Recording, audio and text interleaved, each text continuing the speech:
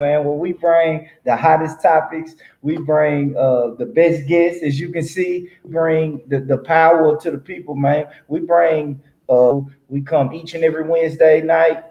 We say 7 o'clock, but you know how we do, throw that baby. out the window, man. It's CP time. You feel me? So I really want to thank y'all for tuning in, man. Hit that share button.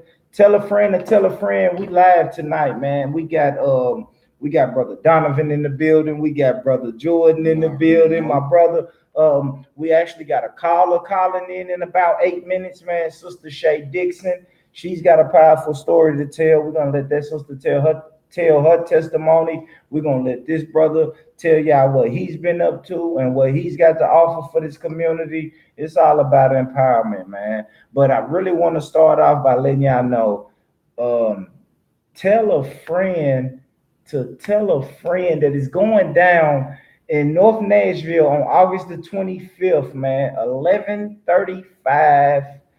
No, it's 1535 11th Avenue North, man. We're gonna have a showing of the Haitian Revolution, man. It's a movie called it's a documentary. It's called 1804, The Hidden History of Haiti. And it's about the Haitian Revolution, man. And for some reason I think we're getting soft out here. I think we're being stepped on, we're being docile, we're turning the other cheek too much. So I want to have an event that's gonna take us back and make us tap into our warrior spirit.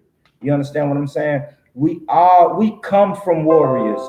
Black people, we come from a gang and a team of warriors, man. So this event is for you to tap back into your warrior spirit, man.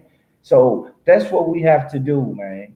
But I will talk about that later on, man. Let me go ahead and get into it. Let me go ahead and get into the guests, man. I have brother Donovan here, and I'm gonna let him introduce himself and tell you a little bit about what he has to offer and what this brother got going on. Well, first of all, Mr. McGee, KJ, thank you for inviting me to the show. I've been a fan for a long time, and I'm honored to be here. So my name is Danavan Hylton, first and foremost. Salute. Upstanding man, father, as well as a husband. My wife and I are self-employed. We run a full-service sales and marketing firm, Hilton Elite Marketing Agency. www.connect.com, www.e1connect.com. We specialize in brand management, public relations, and business development. We provide these services for employers, workforce development organizations, business chambers, government agencies, and nonprofits here in Nashville. Our job ultimately is to be that connector, that bridge, to close those gaps as far as communication, community engagement, and ensuring that job growth is happening here in Nashville. Facts, bro. Facts, bro. And I'm sorry, man. I know it's. I'm trying to share. Y'all make sure y'all share, man. And brother Jordan, what you been up to, my brother? Hey, man, I'm excited, man. You know, life's still great every day we wake up, y'all. It gets greater, man. So I'm out here with my brother, you know, McGee. You know how we like to do. Yes, sir. And then yes, I got sir. my other brother Donovan, man. That boy got the best spirit, man. You can feel it. You know what I'm saying? So everybody share, man. We're gonna keep it positive. We're gonna keep it informatic out here, you know what I'm saying? It's a new word, just made that up. You know what I'm saying? We're gonna keep it popping, man. Y'all know what's up, baby. Here it is, family. What's up tonight, y'all? And man, that's a beautiful thing. Feel free to leave your comments, man, and let us know what y'all think about the show. We're gonna read comments periodically during the show. Y'all know how we do. We shouting out people, man. Shout out to all the people who's already liked and shared this video. Keep doing it, keep doing it, keep doing it. We don't pass a collection plate around here, and we don't do tithes and offerings around here. We just ask for likes and shares. You feel me? So man, let's jump right into it, my brother. Give me some. What you want to tackle first, man? What's really going on in these streets? What's big on the agenda, man? You know, I'm the real high definition news, man. They Yes, know sir. the boy high stay high. So I'm gonna give y'all what's going on in the streets right now, man. And apparently, man, when I turned on the news today, we're still on the subject of our brother Daniel Angry. Yes, sir. Rest in peace to the Rest king. in peace, man. You know what I'm saying? To those families, man, we out here dealing with the pains of losing a loved one right now. But what we need to tackle in our community is this community oversight board and this police brutality amongst black men out here. And with us being 3 black men, I'm sure today we can talk about that subject, man. We can tackle a little bit on that subject, man. So today they they gave us the video. Okay. Recorded from the Martin Luther King side, where the school was, of Brother Hambrick being gunned down by Andrew. He was murdered by race soldiers pretending to be law enforcement. Tenfold. Let me say that. So yeah, I'm saying straight like that. We're not gonna sugarcoat it. Right now, I'm still enraged, man, by the fact that this keeps happening, and it's still happening amongst our black children. Because this man's only 25. You're still a child in the eyes of a lot of great elders. You know what I'm saying? And if you're not feeling the pain and the sorrow and things that's going on right now, maybe this show is not for you, or these topics are not for you. But once again, I'm not going to stand by and not voice my opinions, my thoughts, and I'm not going to stand by and watch the next generation fold up under this, man. So we're really at war, man. Anytime you can put it on TV, they hung us from trees. They didn't have TVs back then, but since they put it on TV and social media these days, we definitely have to make a stand, man, in our community, man. Man, absolutely. It's time for us to stand up, man, as a community, for our community. So really what we have to do in situations like this, man, situations like this should make us come together and realize that we have a common enemy, right? We have a common enemy, man, that's not looking out for our best interest. They're not trying to protect and serve us. You have some that are, but then I have to hold them accountable because they're not pointing us to the ones that are doing the dirt. Exactly. And the bad apples. You feel me? Right, if you're a good apple, you should point at the bad apple and say, hey, this is not what we're gonna do. This is not how it runs. But we know, man, this is America, man. We're under a system of white supremacy, and it works like this, man. And until we can link up and really get together and come up with tangible solutions, then we're gonna still be on this hamster wheel. Yes. You understand what I'm saying? Running in circles. So, but what I have to say on that is, before I say anything, man, let's get to the video, dude. Let's go ahead and roll the video. Let me see this. This was Brother Kelvin's idea because I don't like slave porn, but let's do it.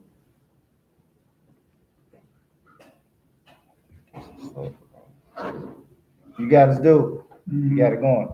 Yeah. Hello. Hey, Shay. I'm doing all right. Okay. It's just 30 seconds. I'm doing all right, Shay. Give me a few minutes. I told you like we were running a little bit behind, so we're gonna come to you in like 7 to 8 minutes. All right. Bingo. Thank y'all. And as y'all people can see, family, we have a 30-second clip of the brother hitting the corner, and about 30 yards later, he's gunned down on what is Front Street, y'all. I mean, I'm from North Nashville, Andrew Jackson and Joe Johnson, so therefore, this is Front Street. And for a young man to be gunned down right at the top area of the community and just handcuffed after this and laid there like a bear, as if they was hunting in the woods and like that was their prize right there. Like they let the brother lay there as a prized possession. Facts. And like they're gonna cut his head and hang him on the wall when they get back home like a trophy. So this damages my intuition, my inner peace, man, because I'm a young black man. Yes, sir. And I have a young black son. And at any given time, wrong or right, he could be. It seems like he can be gunned down. He can't even run for being scared anymore. Like we're at the point now where, man, dude, it's just like slavery, man. It's like the slave catcher is gonna catch the slave by any means necessary, man. So we're at the point now where we can't even turn our backs and run, y'all. So if that don't tell you that we are at war, I don't even know what else to tell y'all. And shout out to Brother Jordan for showing that video, because if it was up to me, I would not have shown that video. I'm tired of watching videos that's showing our brothers getting shot in the back while trying to retreat like dogs. You understand what I'm saying? I'm tired of just seeing that. You know why? Because I think that it does something to us. You know what I'm saying? Yeah. I had a sister call my phone today, and she didn't even know that this happened last Thursday. She thought it happened like yesterday. She called me like, hey, did you see this on the news? And I was like, yeah, it's old. She was like, no, it's not old. So I didn't argue with her. I'm like, okay, it's old. I mean, it's new. What happened then, sister? She's like, they shot him down in cold blood. And I wanna talk to your son, which is her nephew. Right. And she was like, I wanna tell my nephew that he should stay away from them. And I'm like, no, it's hard for us to stay away from them when they're the ones patrolling the community. Yeah, You it's feel like me? we have to. It's one of those damned if you do, damned if you don't factors. It's not even that until I mean, it is that. It is that, bro. Yeah, You're because absolutely we right. can't live like their force. I heard somebody say their force and their supremacy is everywhere, and we're Absolutely. living amongst it. So how do you coexist in this type of situation? And I think that's something that's what I wanted to bring to the light. I don't If think I know- we can. You I'm don't think- gonna be 100, y'all. You don't Look, think- what- I what always is say your- this, what man. do you This think, is the, sir? if I had my wish in the fantasy land, man, I say we should be separate. But that's another topic for another day because we don't even know what that looks like. So when I say we should just separate, a lot of people say, "Man, you crazy. Man, you crazy." And no, I'm not crazy. We've never seen people our age never seen what that looks like. The only closest thing was segregation. Yeah. You feel me? The closest thing that we had to being separate was segregated. And I wasn't alive then. No, But when I go do my history and do my research, I come to the conclusion that we was doing a little bit better. We had more of a family unit then than we do have now. Well, that kind of brings us to what more of the topics is. Absolutely. Is bringing back the stronghold of the family Absolutely. and the black dollar. Absolutely. Empowering ourselves. You know, my motto is create our own economy. Absolutely. COE. Everybody want to be the CEO. No, COE. Create our economy, man. And until you understand that you put your dollars together, your ideas together, your businesses and your family and your even your spiritual ideas together and put that on the platform, then we don't even know who we are in correlation to each other. Because right now, people just grieve, mourn, and go on to the next one. Like you remember 3 months ago on my show, I went to Ferguson. I went to St. Louis to feel what that Mike Brown felt like. Yes, sir. And when I see the flowers on Joe Johnson, and I remember that plaque that's on that concrete in St. Louis and Ferguson, Missouri, all the brother get killed and you get just a plaque. Nah, we're gonna have to live through Brother Dan Dans. We're gonna have to live through Mike Browns and all the Sterlings and all that. And you have to carry that torch and still be like, Martin Luther King is on one shoulder and Malcolm's on the other, because I got to carry this for the rest of the generations to come. Brother Donovan, tell me how you may feel about this when you see it, brother. To be honest with you, that's my first time seeing it. Okay, that's hard to watch. And if I can be integral and transparent, I was actually watching with one eye, you know? Because like you said, it does, no matter how you look at it, it does bring an emotion out of you. Yes. You know what I mean? And maybe I want to walk around naive, but I always try my best to look at the best out of people. Yes. You know what I mean? And a situation like that, especially the bulk of my business being branding, brand management, it doesn't look good. You know what I mean? And you know, when we're talking about representing a brand, the tricky part about it is a brand is ran by people. We're human beings first. Right. And if a human being is not in touch with themselves, physically, emotionally, spiritually, and they are representing and have authority and power of a strong brand, it could definitely mess up the brand. Right. So the question becomes now, okay, now the brand is held accountable and not the human being. I'm not saying this is right, wrong, or indifferent, but this is just what I think. So like you said, the black people, because we are black people collectively, we're going to hold ourselves accountable for some of the actions that do take place. But if I'm going to be held accountable for the things that happen in my community, give me the power that comes with it. And I'm almost looking at from this perspective, like I said, and you know, I could ruffle some feathers here, but I'm also thinking about the officer's family. You know what I mean? That you know, may not have a heart of that nature. You know what I mean? And say, man, now, you know, my loved one, which is the officer, is going through this, and it also looks bad. Was that intentional, or was that I personally, like I said, I don't know all that happened. I'm not making any excuses. Okay, so then you have, I'm going out on the limb and say it was intentional. And so then you look at being human beings. Then I think of, okay, well, where do we stand, or what does the leadership of that brand, which is the police for the city, how it falls with all due respect. Like if you're the head, it always falls back down to the head, right. And so how is the head, handling this? Because now, like you said, like we're saying, people want respect, which ultimately boils down to honor.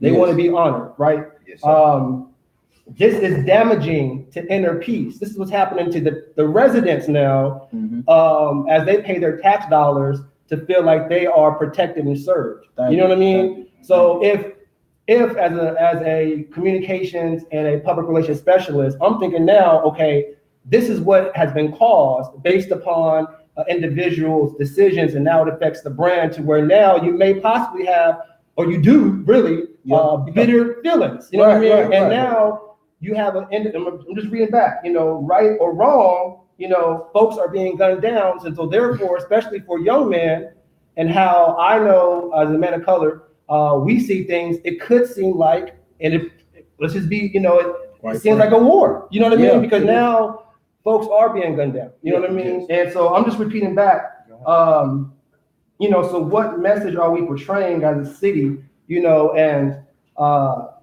can we, now it's to a point based upon their action, can we coexist? So now we've gotten all the way no. there. Okay. And I say no, Donovan. I know I'm in the minority on that, but I say no. And it's a tricky business, because now if you're a leadership in authority, this is what the results have been based upon the actions. Right. You know what I mean? Right, sir. And it's going to take a lot. And it has to be integral, it has to be genuine, because I always say people of color are spiritual people. We can feel things without face value. Right. We feel it. So therefore, if the authorities are saying, hey, we want to gain that trust, that loyalty, and again, folks probably don't even want to hear that right now. I'm trying to hear that. I'm just, what stepping stones will we have to take? And I find that that's going to take time, if that ever can be mended. You know what I'm saying? Right. So I'm probably jumping around all over the place. For me, like I said, I hate to say it, but I've actually stopped watching the news, a few years ago. It's understandable. Because where I'm going, I came to Nashville homeless, I'm building this brand. We're gonna get to that. We're gonna get to that. Okay. I know we definitely gonna get to that. We're gonna get to that, y'all. And I'm sorry to interrupt you, brother. But I do have this beautiful sister on the line. And before I get to this beautiful sister that's on the line, I just want to give some shout outs and read some comments. Shout out to Hamid, brother Hamid. That's my big brother, man. I love that brother. Sister Portia, Sheldon, Bronson, brother Ron. I see you, Phil. Dads forever. My sister KY, she's been a shining light that's just been introduced into my life, and now she's stuck with me, whether she know it or not. Shout out to Sister Kayla Hambrick, Javon Lowe, brother Jeff. I see you, Neil. I see you, Danielle, in the building. Brother Robert Williams said separation will never happen because they need us more than we need them. More to talk about as far as this show. I got you. And then he came back and said, us as a whole just don't know it. I don't really know. What's up? Shout out to Sister Jenny, Petway. What's up, my brother? What's up, brother Larry? My cousin Teron. Brother Phil from Dad said he clearly stopped chasing him, aimed and shot this young man. And that was a split That's what decision. the video said. That's a split decision. Shout out to Sister Nissa. Shout out to the Queen, Miss Laura Sims. Beautiful Sister Tania is in the building. What's up, fam? Donovan is the homie. You damn right, Donovan is the homie. You better know it. Donovan he just walked into a family reunion. He don't know it yet. So let me get to this beautiful sister on the line. Dude, we ready for the caller? Yeah. All right. Now I just bumped into this sister. Hey, Sister Shay, can you hear me? Speaker. Yes. Yes. Can you hear me? Yes, I can. So I got, is it this mic? No. This mic. Okay. So Hey, family, let me know if y'all can hear. Let me hear you say something, Shay. Can y'all hear Shay? Give me a thumbs up. Give me a thumbs up in the chat if y'all can hear Shay. Say something, baby. Hey, y'all. Thank you for having me on the show tonight. Oh yeah, that's what's up, sister. We got you in here. We making sure that audio right. You got to turn it off? Yeah, turn it off. Turn your speaker off. Turn mine off? Yeah. Now can you hear us, sister? Hold on. I'm sorry, y'all. A little technical. They said she good. Yeah. What about me? Am I good? Well, maybe she can hear me through this. You turn your speaker back on. It's on. It's on. Okay. All right. So Go for ahead, y'all, sister. for y'all who don't know, man, this is Sister Shay Dixon. She had an episode in Mount Juliet, Tennessee. You know what? I'm not even gonna say it. I'm gonna let her say it. Sister Shay, you got the floor. Tell us exactly what day this was, what establishment, and just give me a rundown of what happened to you, sister. Cool. First of all, I just want to start by sending my deepest, most heartfelt condolences to the Hamburg family. Yeah. It's seriously a tragedy, and it's something that we have continued to watch happen over and over again. And I hope that this young man's life was not lost in vain, and that the community of Nashville takes this opportunity to band together and to actually organize and demand justice for this man's family. That's the first thing I want to say. But in regards to my incident, on Friday, August 2nd, All right. I was attending my little niece's birthday party at the Pump It Up in Mount Juliet, and decided that I would go next door to. Can you guys hear me? I see you shaking your head. Oh no, okay. I was just wondering because somebody said they can't hear, but then somebody else said she's good. So y'all, please let me know, is she good or is she not, y'all? Because this sister has a powerful story. And if I need her to start over, if we need her to start over, I can definitely ask her that. But y'all have to let me know, are we good or not? If not, we're gonna just continue to let this sister speak. Okay. Keep on, All sister. right, go We hear ahead, you. sister. Everybody said you're good. Let's go. Okay, all right, cool. So yeah, I was attending my niece's 4th birthday party and decided that I would go a couple doors down to a Mexican spot to have a margarita while the kids jumped. And as soon as I walked in and walked into the establishment, in the middle of the restaurant, I was met by maybe a middle-aged white lady. I later found out that her name is Katie, and she's the owner of the restaurant. It is called El Rey Azteca. Okay. I do have a service animal. That's the first thing. And I had my service animal. She's about 10 pounds, and she's a miniature pinscher. And I often carry her in my bag. So I had her in my bag, and the lady that approached me noticed her.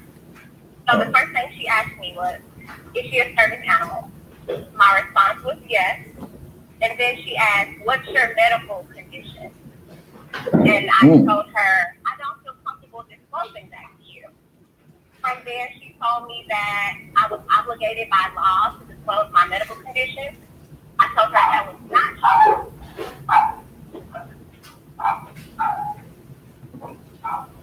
I'm sorry. No, that's okay. The dog is pissed off. I would be pissed off too. The dog is pissed off. I told her that was not true. She went back and forth with me and told me it was true. And I told her, well, it's not. And I don't mind answering what you can legally ask me, but I'm not going to answer it back. And she said, well, I'm refusing your service. So I asked why. Why are you refusing my service? And then she went on to tell me it's because I wouldn't answer her question. But once again, I told the lady I don't mind answering what you're legally able to ask me, but you can't ask me about my medical condition. And she said, I know what I'm talking about. I know the law. I know my rights. And, you know, this exchange wasn't a friendly or pleasant exchange. Right. Yes, ma'am. Very hostile. You know, she was talking so loud that her customers began to look at her. So, you know, like, why are you raising your voice? You know, it doesn't even have to be a situation like this, but because of the way that you're acting, an establishment that I feel comfortable patronizing to begin with.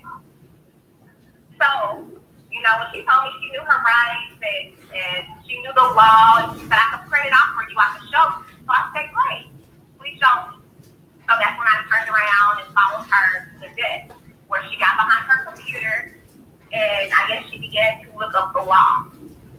So as I'm sitting there watching her look up the law, she's changing her words, and the closest that she got, let me just point this out. Go ahead. The first one is the service animal. The second one, and in my opinion, it's a very easy sentence to remember, especially if you're a business owner that only allows service animals in your establishment. It's very easy. What is had is the animal trained to perform. Simple. Mm-hmm. She never asked me that, ever.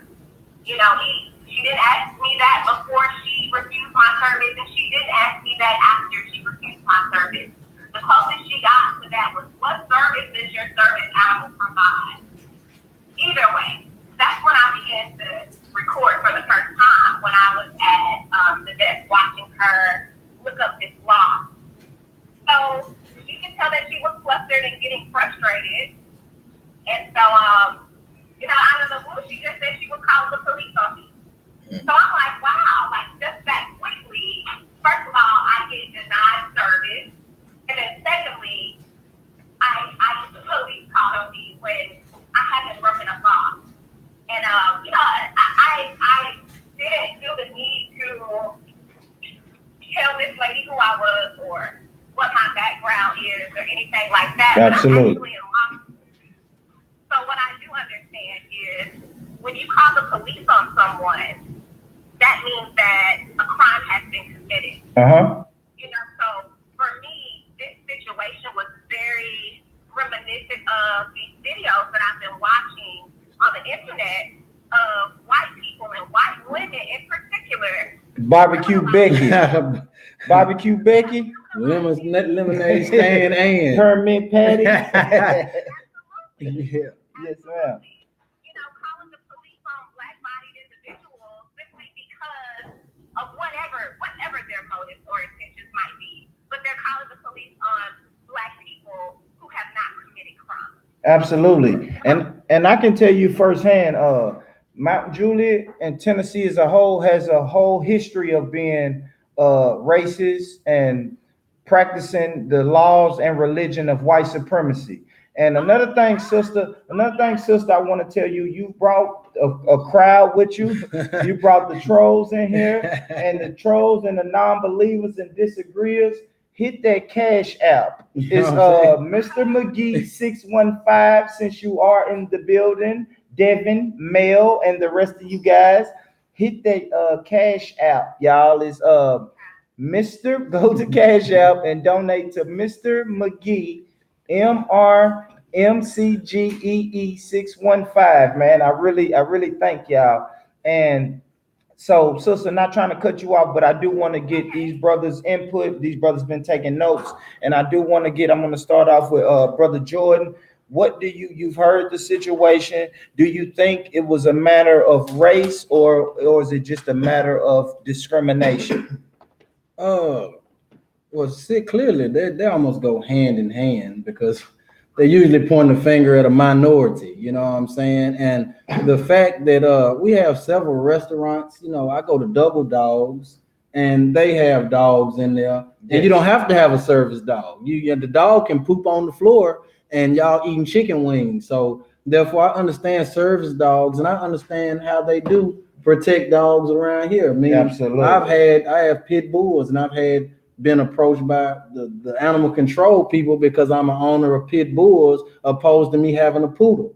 Yeah. You know what I'm saying? Yeah. So they thinking about that my black nature and Mike Vick law, you know what I'm saying, that I'm out here fighting my animals when I have the beautifulest pit bulls that you can find out here. You know what I'm saying? So I understand how they do and discriminate, you know what I'm saying? Then they denied you service. So I mean, they just turned all the way up and blew another situation out of proportion. Mm-hmm. Didn't even protect us. And was smug about it. So matter of fact, Shay, how can Shay, is there any way they can see the video? Because I've saw the video, but my brothers. It's on my Facebook page. It's public, so anyone can go to it and look at it. And it's but it's not words. And I mean, I'm from Nashville, Tennessee. Yes. My grandmother used to live in Pulaski, so I spent most of my kid in Pulaski, Tennessee. And you know, we all know that that's where the KKK exactly. And being a young black person in that area, we were taught very early we couldn't even make eye contact with white people. Absolutely, I definitely understand. We were told that if they said anything to us, just smile, pretty much. And you know, those are the things that we have had to do in these areas to literally stay alive.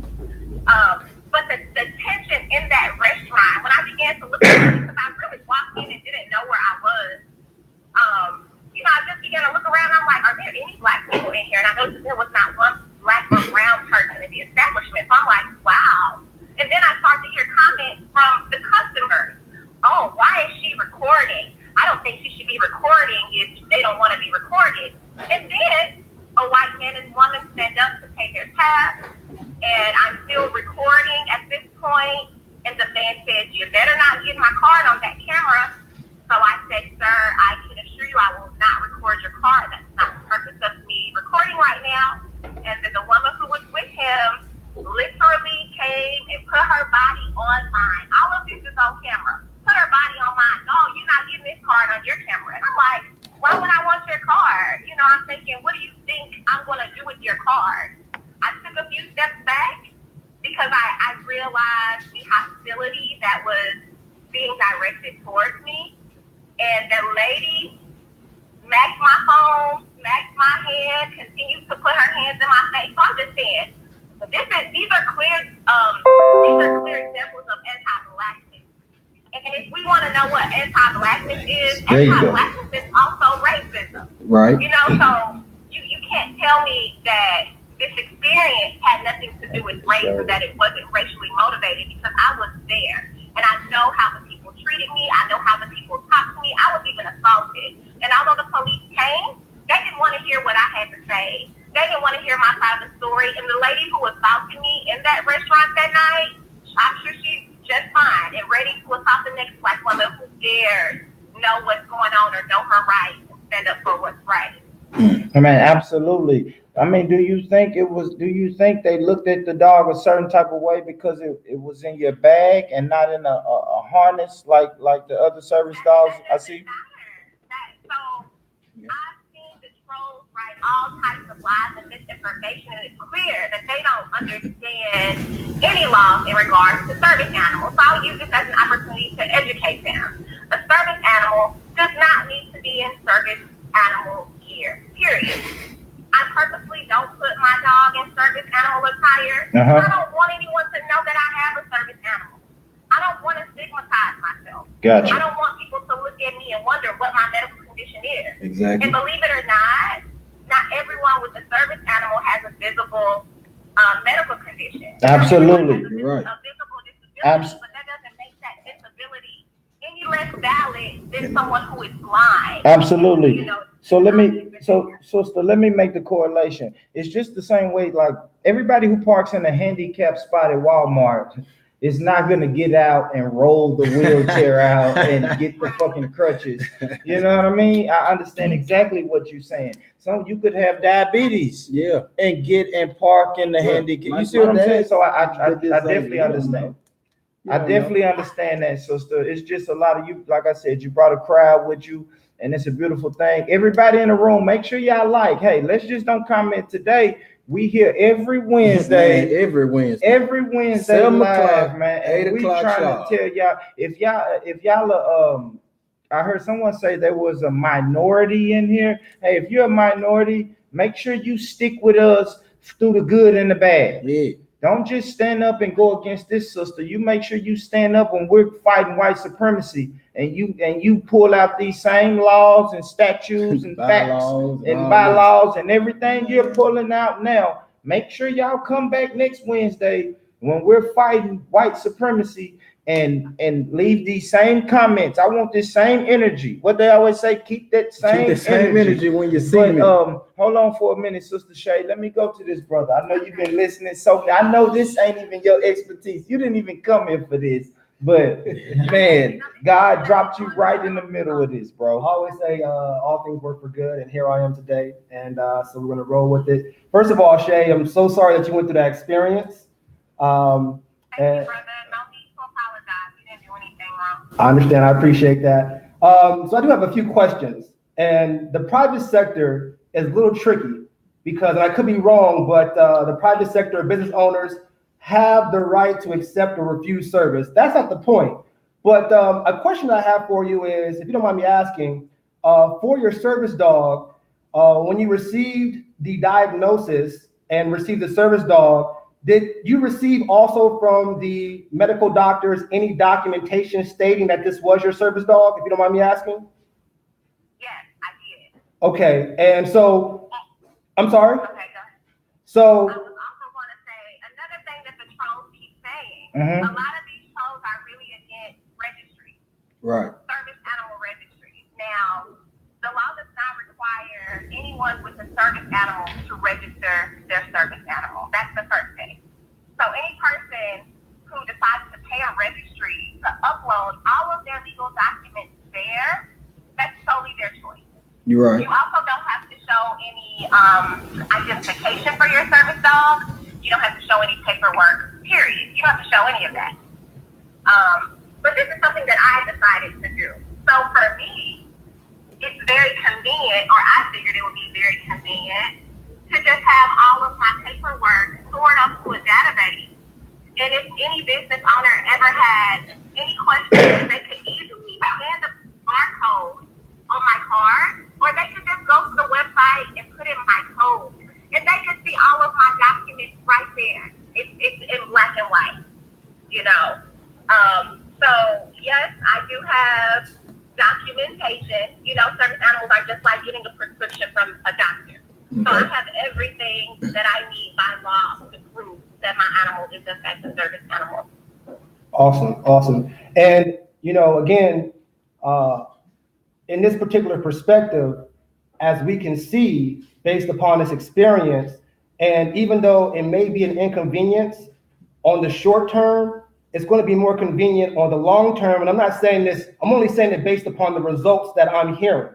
And so not only for you, Shay, but I feel for anyone, and maybe of color, moving forward, to prevent these things, as the truth is incontrovertible, we may have to invest in carrying those documentations, as well as investing a few dollars to put it on the registry online. So that way we could say, I understand where you're coming from. I know what it looks like, because perception is everything. But here is my documentation that states legally that I have the right to carry this service dog. I don't have to necessarily explain to you what it is. Or you can go online if you feel like I've copied or made this documentation up. So that way they can ultimately, if they call the police, if they have the right to call the police.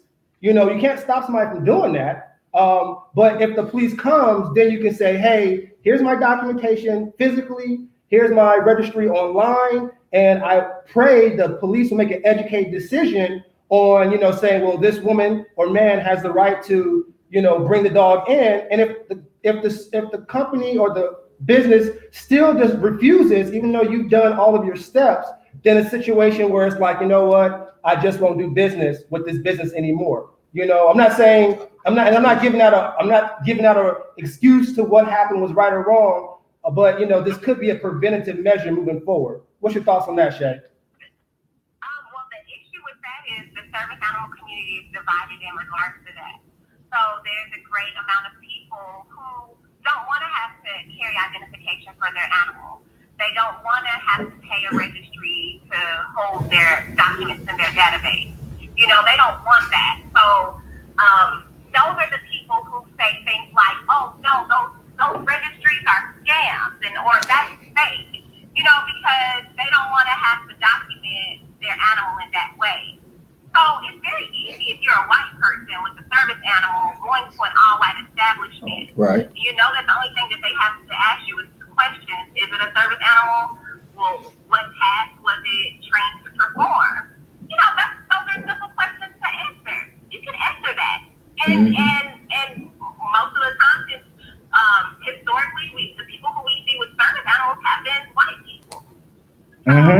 So it's easier for them that way. And this is the reason that I went ahead and uploaded my animal documentation to a registry. Because I'm a young black woman with a service dog. You know, I'm not going to walk around with her in a service animal set. I don't want to look disabled or handicapped. I don't want to be stigmatized. I don't want anyone to try to feel sorry for me because they think I have a service animal either. I see. You know, so it's just really foreign. But for me in particular, I definitely agree with the registry and carrying documentation for our animals. And you're right, Shay. I mean, and as we can all see, life's about choices. And it's your choice to not choose to carry that documentation.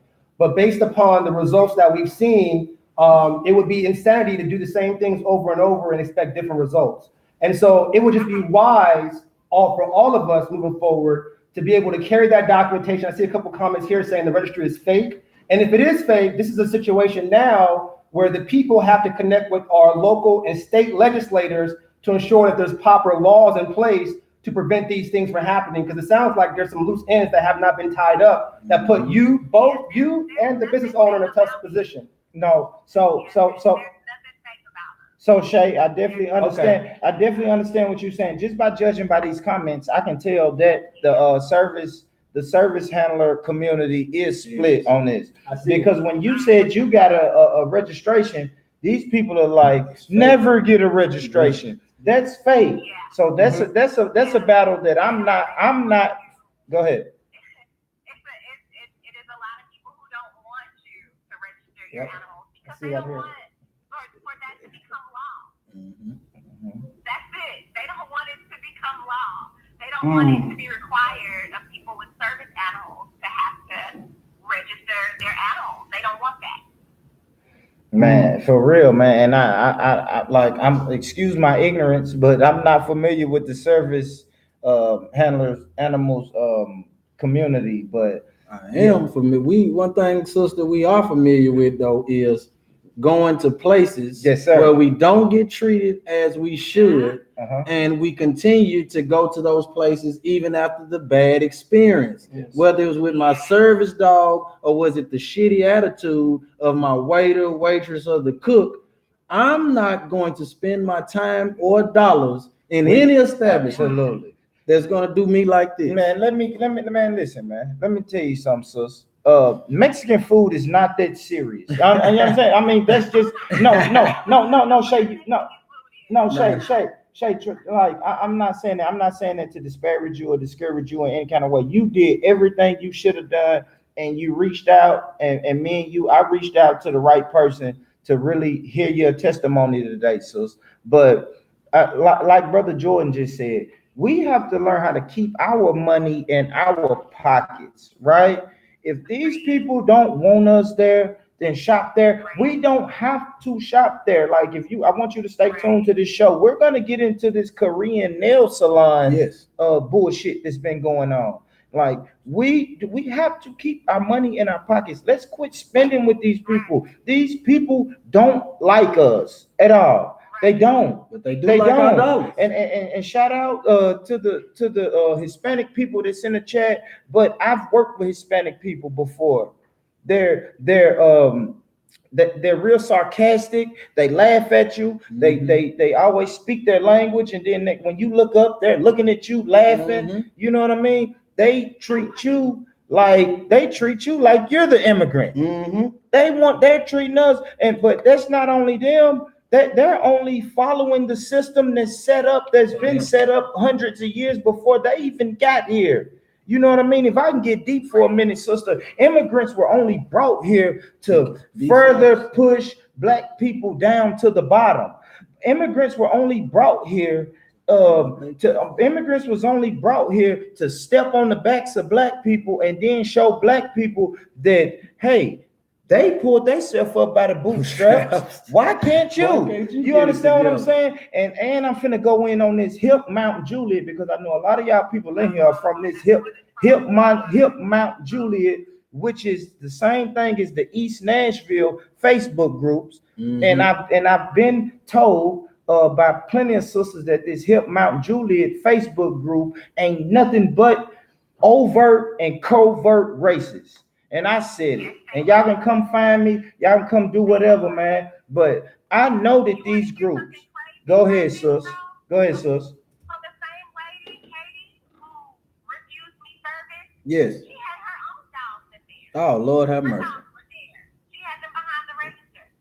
You know, Behind the and I spoke to one of register. her past employees who told me that this lady is really a terrible person to work for, that she mistreats her employees, that she threw almost 300 degrees bowl of bean dip at her, and that she witnessed these people on a regular basis bring animals, allow people to bring animals into that restaurant, and they never questioned them in regards to them being service animals. And you know why I believe it?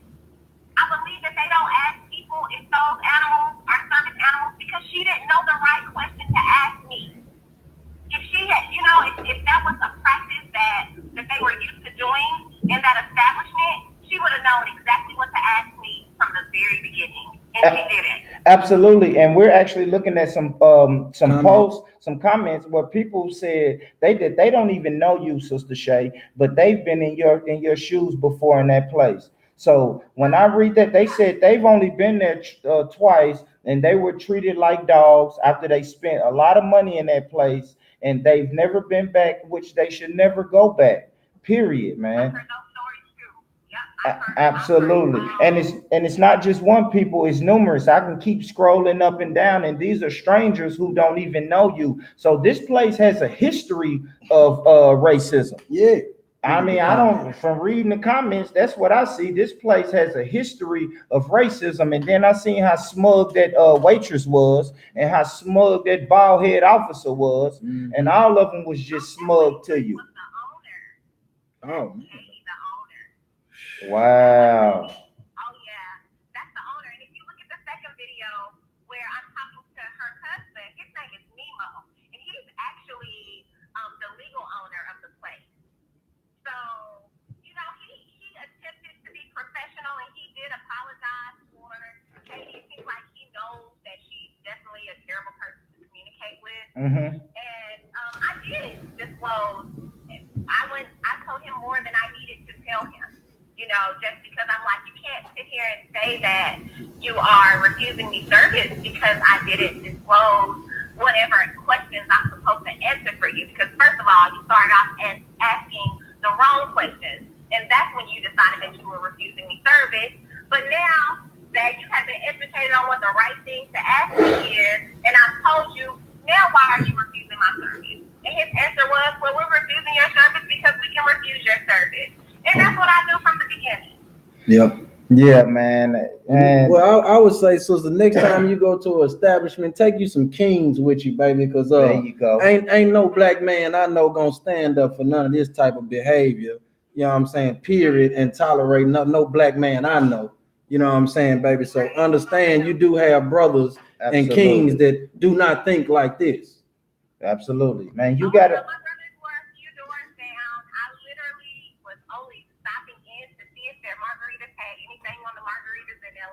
Gotcha. And I didn't plan on spending more than 15, 20 minutes in there, and I was going right back to the party, but it just didn't end that way. Man, that's what's up, sister. We really appreciate the call, and make sure you keep tuning in. I'm gonna say it one more time.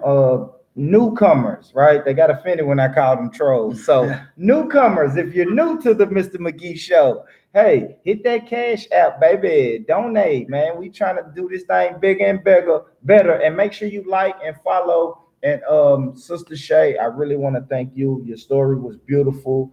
Before you leave, how did the protest go the next day? You know what? I think for me, it was a really good opportunity for me to share some time with my nieces and explain to them exactly what discrimination and anti-blackness is. And we also, said it did our arts and crafts time while we were making our signs. We strategized before we put together our signs about what message we wanted to send when we went out there. And to be able to go out there and to exercise, to show them what it means to exercise their First Amendment rights, That's all I needed. That it was enough. And we talked to a lot of good people. You know, we were able to raise awareness about what the ADA says about service animals as well as federal law. We were able to raise awareness with people in the area about the discriminatory practices that are going on in El Rey Azteca. So, you know, when I take that into consideration, it was great. Absolutely, man. Absolutely, man. It is. I know it's hurtful, but this is Tennessee. This is not California, sister. And it's the like in a lot of aspects, we're still stuck in the 30s. Let me tell you, I'm sure you're from Tennessee and Nashville. Y'all already know we are stuck in the 30s. When I talk to my New York brothers and my California brothers, and I invite them down here, they look at us like, wow. I see why they call us Bammers. They're like, dude, y'all are fucking stuck in the 30s. And it looks like, it feels like it. Like, I don't even deal with white people on a everyday basis. But the few little times I deal with them, I feel like, man, this is the 30s. Yeah. This is the 30s, the lynching era, and the KKK. And I think, and before you finish, sister, I think that this current administration, it has the closet racists feeling bold, real big and bold. Right, then they can come out and they like, that's why I said it's like the 30s, man. You know, in the 30s, they could just call you a nigger and hang you, right? But somewhere along the late 60s, early 70s, Lyndon B. Johnson said, let's don't really do it like that. Let's just call them thugs and hang them. Yeah. You see what I'm saying? So it went from overt to covert, and now it's going right back to covert. So if black people don't get on code, and if we don't have a code of conduct and get on code, then it's gonna be the 30s again, man. But go ahead, sis. Go ahead and close it out.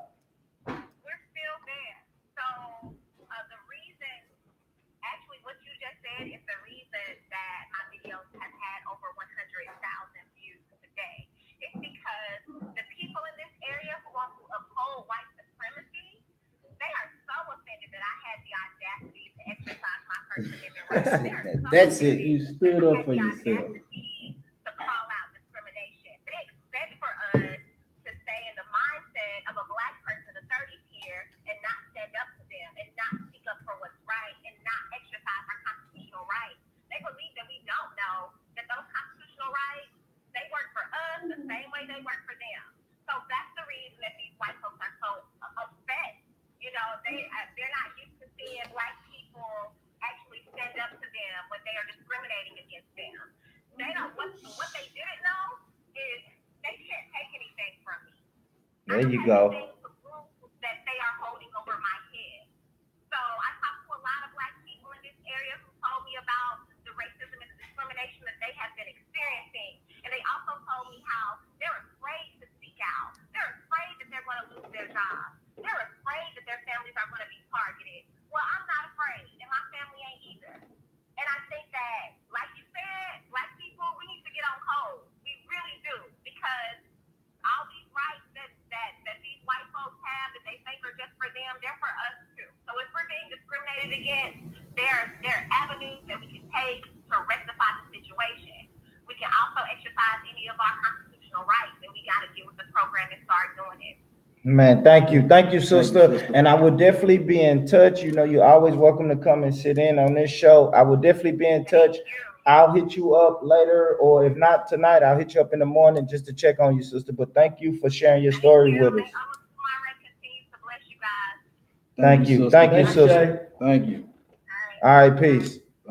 So, man, there it is, man. I know that was a lot. That was a lot to swallow, man. That was a lot, bro. Anybody want to take over? I see Brother Donovan been taking hell of a notes. And don't forget, bro, y'all stay tuned, man, because this brother has powerful information to give to y'all. This man has powerful good services, man. Like I promise y'all, we're going all over the place, but we're doing something. We're gonna connect, just like we spoke about last Wednesday. How we have to be connected. It may look like it's all over the place, but we're gonna connect it by the end of the show. But do you have anything to speak on about Sister Shay? I do. First of all, the Mr. McGee show is a powerful platform. It's crazy. I mean, seriously, I'm on the other side here, and I'm looking at both sides expressing their emotions to the fullest. Absolutely. And you know, it's tricky when I say this, but that's what makes this country great.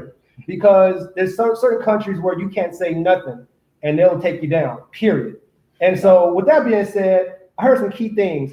We definitely, all of us, got to get on our soft skill training and our communication. Because as you stated, the questioning was the wrong way to go about it. You know what I mean? The questioning was a tough, but you know, at some point, I'm not making excuses. I'm not saying whose fault it was, but at some point, we have to, if there's misunderstandings, misunderstandings, miscommunication in regards to just verbal, at some point, we're going to have to go to legislation and put things on documentation. So if you're saying, I'm reading the comments, and it's hard to say, well, where's your registry or documentation? Because half the folks are saying, well, the documentation it's fake.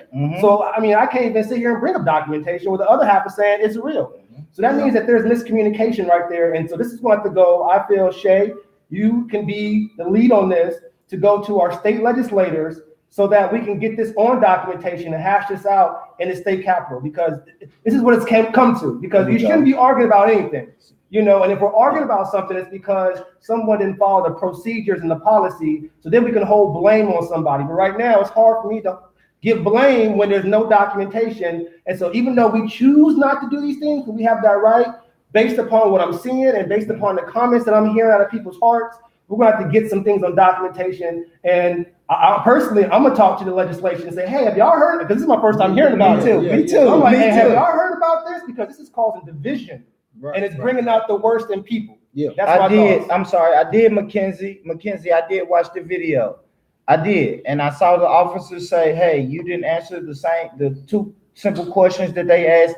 Like I said, I told Sister Shay, excuse me for my ignorance. I don't know anything about the service animal community. I mean, last time I checked, dogs were not freeing. You know what I'm saying? Dogs were attacking us. So you have to realize where we coming from before you start trolling. And now we didn't read all the laws. So therefore, we're open to the dialogue. So before you come in trolling, you know what I'm saying, be a little humble. You know what I'm saying? Be a little humble. And then enjoy the show. And a lot of people say this show is biased, and maybe it is, because I come from the understanding that white supremacy controls every aspect of life: law, labor, religion, relationships, education. Yes. It's a white standard for everything. Exactly, bro. We were kidnapped and brought here. We don't get to set no precedents or set no laws. You understand what I'm saying? So you can even go back to the forefathers. Thomas Jefferson said, I practice white supremacy. Andrew Jackson said, I practice white supremacy. When this stuff is our president, listen to me, man. The president of this country, his father openly said he practices white supremacy. Look it up. So what do we think is gonna happen? That's why I'm sitting here with brothers like Brother Donovan, because I'm trying to figure out, where do we go from here? People are saying vote. I say voting ain't got us nowhere in the 40, 50 years we've been doing it. People say pray. I say prayer ain't did. Prayer without action ain't did nothing for us in these last 500 years. So I'm asking you, brother, like, what can we do? I know it's a loaded question, but just give me a starting point, man. Just give me a starting point of what we can do to replace the system of white supremacy with the system of justice. And that is a loaded question. And supposedly, based upon the system, there are over 10,000 African-American elected officials in America that the people have voted to be in positions to create the laws. And so it sounds like, I'm not making an excuse, go ahead, bro, but it sounds like either the individuals that are in these positions have to do a better job of getting these laws at the table, because it sounds like either the laws are being written and they're voting at the state capitol, and then they're saying, well, we are going to not pass that law. Or the question is the actual law being written? Now, law is just simply documentation, a piece of paper. That's all it is. There's nothing other than an agreement. But a documented piece of paper is designed to keep order. You know what I mean? Which is really the last step before human beings become uncivilized. And so we don't want to become uncivil, because then we get into our natural state, which is survival and reproduction. And so if we don't want that state to happen, then we got to make sure that these elected officials are hearing the people, and the people have to reach out to your elected officials. I'm gonna tell you right now, 18 and 35-year-olds, people of color, we gotta do a better job of doing that. Okay. Staying engaged and holding these elected officials accountable. Right. I'm being real. A lot of times I go to these meetings at the city council or at the state level or any type of zoning meeting. I'm the only person of color there between 18 and 35. Let me jump in really quick, because I've been in some of those meetings, right? And when I speak at those meetings, like, I'm not even gonna lie, I go into those meetings with councilmen, people, because I always say, put me at the table. We want a seat at the table. And when they give me a seat at the table, it's like, we kind of hear you, but you're not really talking. We're trying to stay on this agenda right now. And you're talking about kind of taking us out of this agenda. You're talking about going over here to this agenda. So we'll listen to you, and we'll take your number, and hey, we'll call you, man. Like, keep up the good fight, brother. Yeah. We'll give you a call. And it's like, I'm not at any more tables. No, you know what I mean? Never get a chance to be involved. And what we have to do, we have to at least also do that with the young people. Just because a young brother is not eloquent like some brothers are, he can't enunciate his words like some brothers can. He may stutter, or he has a black lingo or slang, ebonics, whatever you want to call it. He may speak like that. And so therefore he's looked at sideways because what he's saying, or sometimes it could be too radical. Yeah. When I say shit, throw the whole system in the trash, people are like, oh, we done worked 400 years to establish this. Man, great grandmama died, man. These people died for you to vote. You better run out and vote for Hillary. And I'm like, what? Oh, wait, what? You better go out and vote. The less of the two evils. But go ahead, bro. I was getting off base. But go ahead. And Brother McGee, like you said, that was a great point. You said there's times where you go in to speak, and they say, well, it's not on the agenda. And we have to understand there's a certain way of professionalism. I'm not making excuses, but this is how the game is played. Right. So we have to know when to speak, when it's on the agenda. If it's on the agenda on that day, we have to be there, or make sure that a representative, elected official, is there to speak on our behalf. Because I'm gonna tell you right now, my time in those chambers and me just sitting down in the back seat, they have a very clear, structured guideline. And so we have to know when to speak and when not to speak. And a lot of times we come on the wrong day, or we speak on the wrong time, and then we can feel like, well, they're not hearing it. So what we have to do is, in between the actual chamber meetings, meet with your elected official, say, hey, this is what our challenges are. He or she writes them down, and then they're supposed to be your representative to actually advocate and talk to the entire chamber and say, look, on this day and time, this is when we go in there to speak. And then on that day and time, if you can't be present, at least your elected official is there speaking on your behalf. If not, there's powers and numbers and there's presence. So on the day that you have your challenge at the table on the floor where it's documented, you want to have every able body that you can, not only showing up, but with your t-shirts on, because presence counts for a lot, because now they're saying, wow, they're investing in this situation. Movement. I could be wrong about that, but it's very strategic in these floors. You got to know when to do it and how to do it. I got you. And now we're going to look for you, brother. And then we have other people, though. Shout out to Sister Jacola, Brother Lionel Matthews. I met up with Howard Jones. I know some people don't, but Howard Jones is my economics teacher. So I rocks with that brother. We have other people we have teachers and absolutely. Man, Cheryl Gwen, Sister Kimbrough, like we have people. We even have hip hop artists. Yes, and we have so many. And we do. And I ain't even gonna lie, Donovan. I'm gonna be 100 with you, man. I really tell the people who follow this show that we should hold our votes hostage until we do our due diligence and make sure this candidate is looking out, like you said, that we're going to be able to hold them accountable. I think if we put them in there, then we have more of a say-so of holding them accountable. Mm-hmm. You understand what I'm saying? I say if we vet them and raise them and really tell them grassroots candidates is what we want. That's really what I want, bro. People like if you decide to run, people like you. I want people who I came up before they were thrust into power, or thrust into this, or thrust into that. If you know what I'm saying, go ahead, bro. You're absolutely right about that. And where I feel the African American people of color community falls short is when it's campaign season. We have 4 or 5 plus different people in our own community running against each other. So we're already showing division. To me, I shake my head. And then you end up looking during campaign season, they talk about you like a dog. So that already lets you know what time, I don't even want to vote myself. To be real. And so what we need to do as a community is know, okay, we have 12 months before campaign season starts. So the campaign season starts a year before the actual season because we're only backing one person. And that one person that we back in is because we all collectively chose. We have forms way before. So that way, when that person comes and we choose them, that one individual knows that we are holding you accountable because you passed the pre-test of the pre-test. There you go. That's how you do that. But we're already showing division. We got 300 signs. We just respect our candidates, but we waiting too late. We are behind and we got to catch up. There you go. That's my thought. I love it, bro. Man, before we get out of here, I'm actually gonna take some calls, but I gotta let this brother tell what he does, bro. You're a powerful speaker. You're a powerful brother in the community, my man. Let these people know what is your expertise, what's your day job, how can you help these people build a brand and get us some money, my man.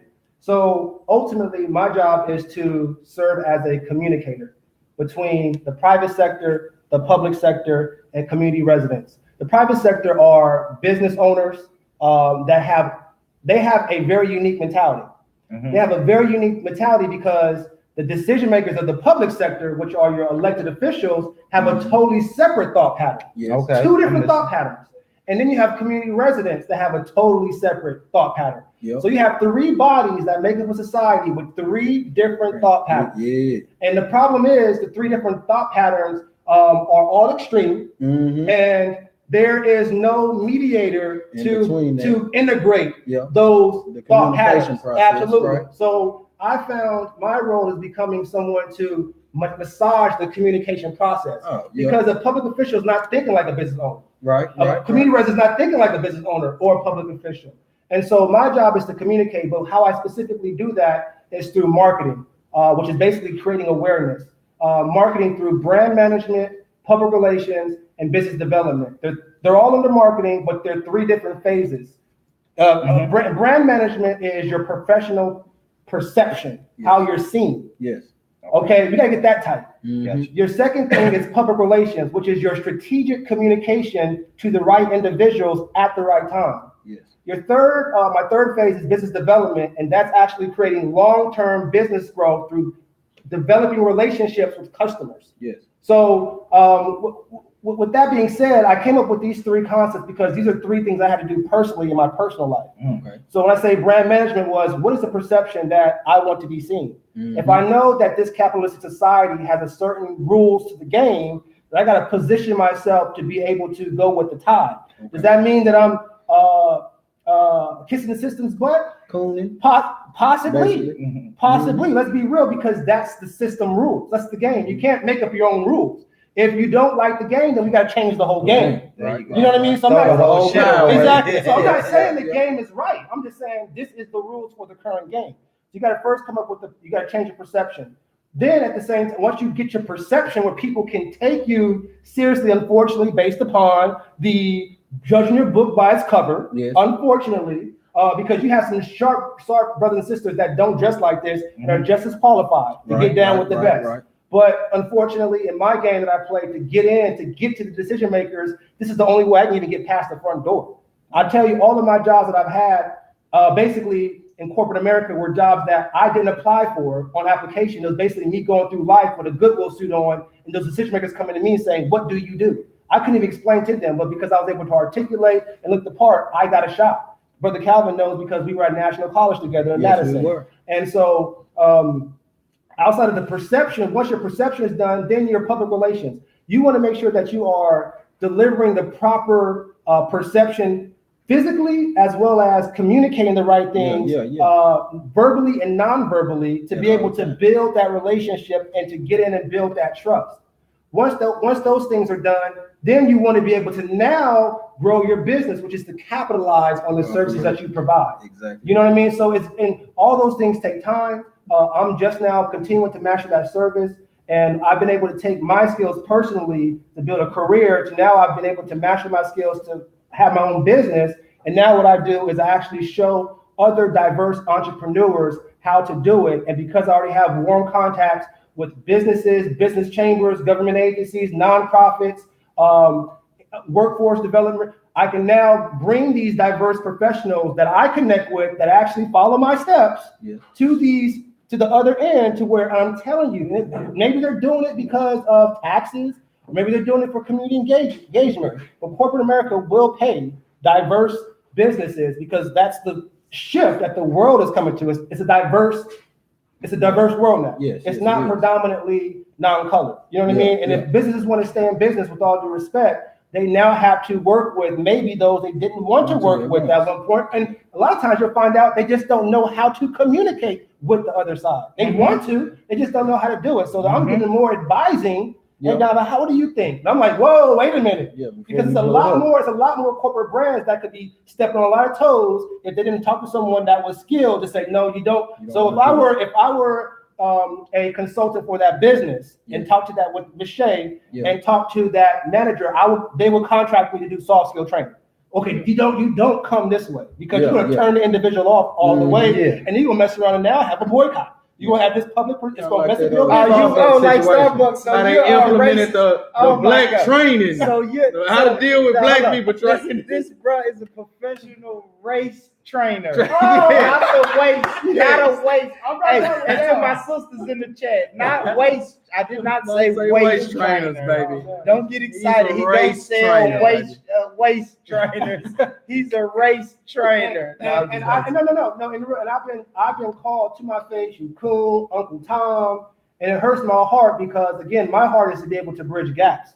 And unfortunately, when you look and dress like a European, because let's be real, I know the game. So when you dress like a European, I know that when you go to Asia, they have their own type of business suit that they wear. Yes. If you go to Africa, shout out to Panifest, the African Legacies Foundation. Shout out to the African Union, African Diaspora Health Initiative. My wife and I have done business with Dr.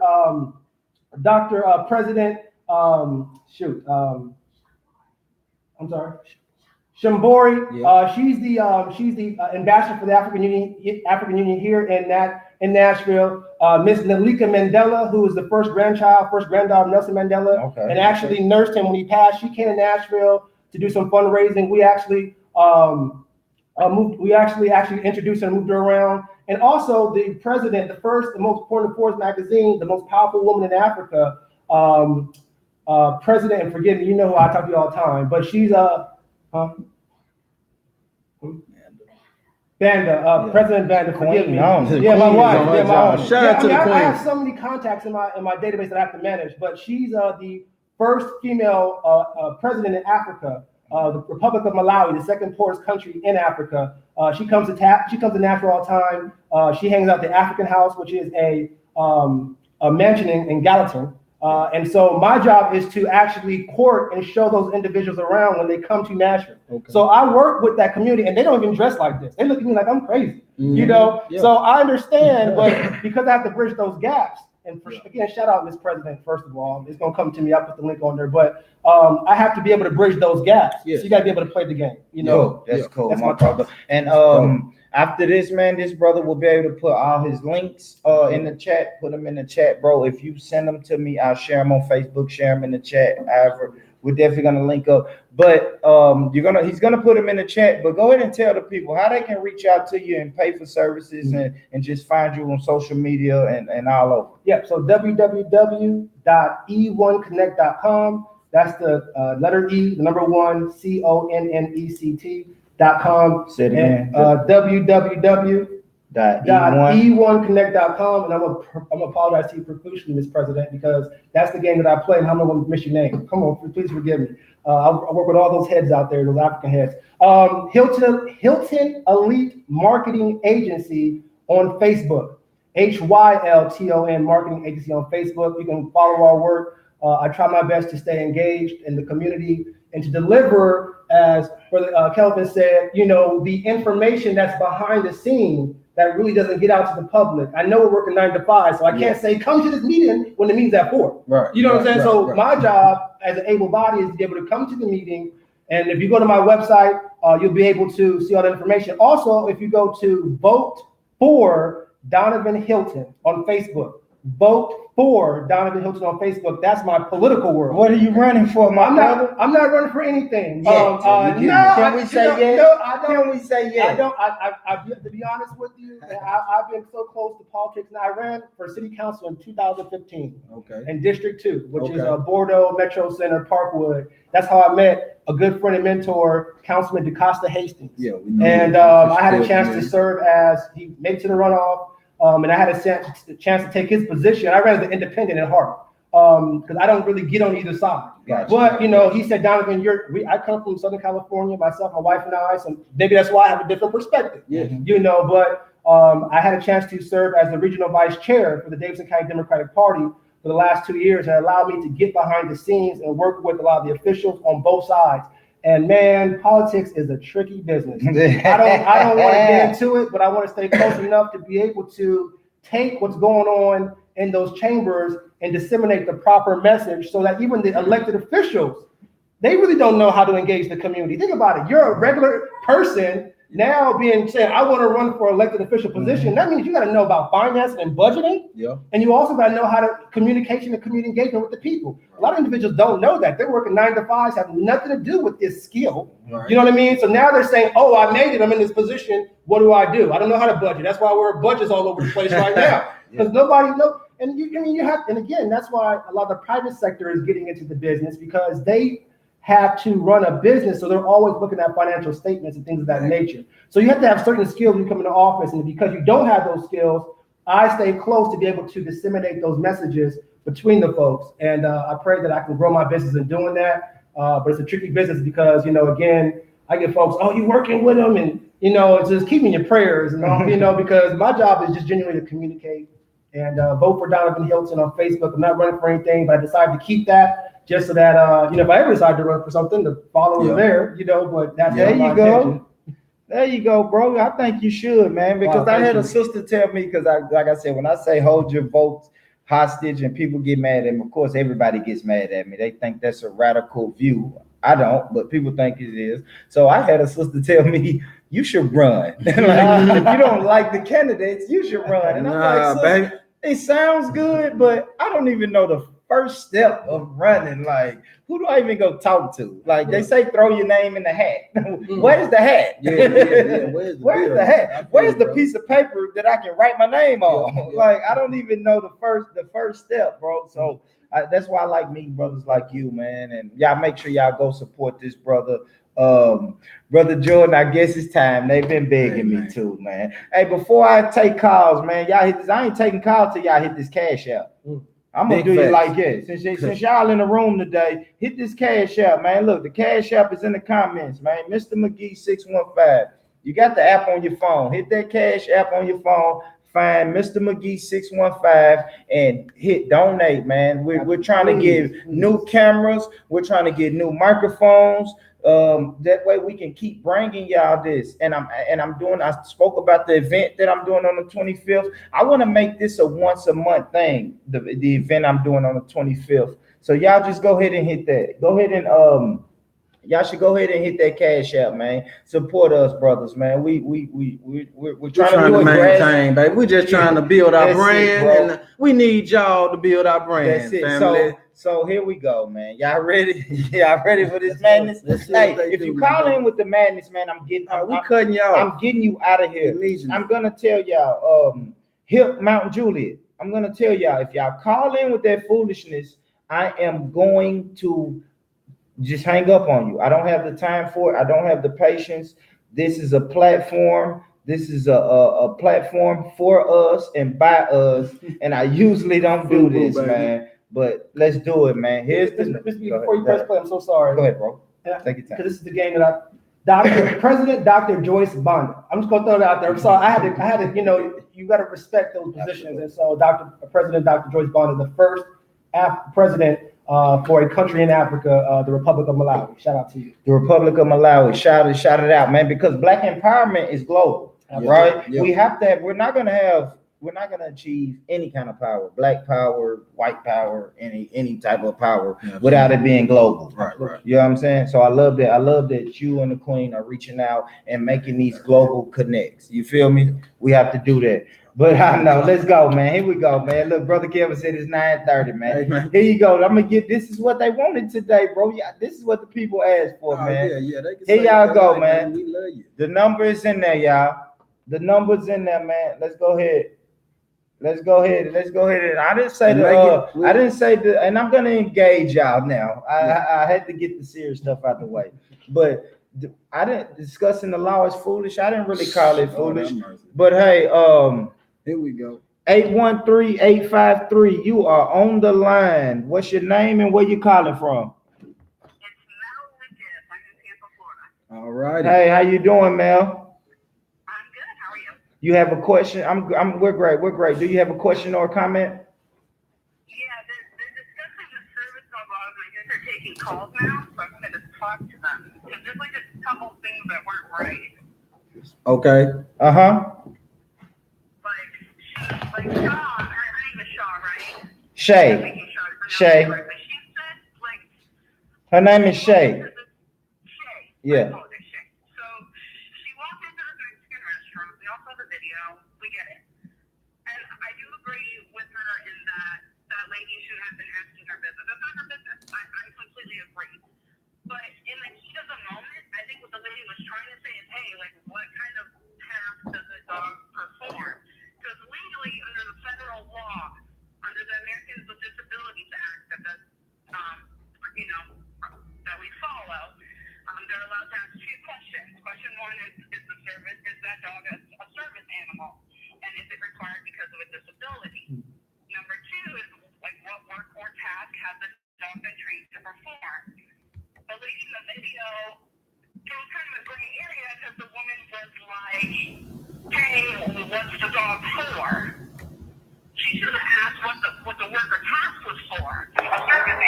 Hold on. I'm sorry, Mel. Hold on. I'm so sorry, man. Hold on. They said she's hard to hear. It got some shit. Do I unhook this dude? Do I unhook this jack? I'm sorry, y'all. Okay. Now, no. Go ahead, Mel. Keep talking. They said it's static and it's a lot going on. Hold on. Go ahead, Mel. Let me hear you.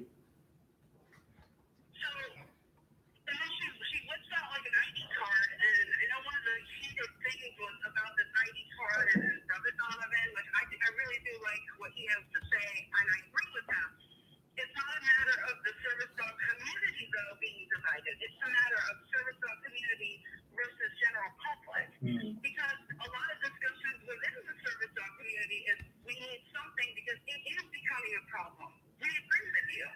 It is becoming a problem where people are bringing these animals into the public and not only bothering other people who legitimately have service animals, but bothering people who are in the public just trying to enjoy the public. Mm-hmm. All right. I respect that. Go ahead.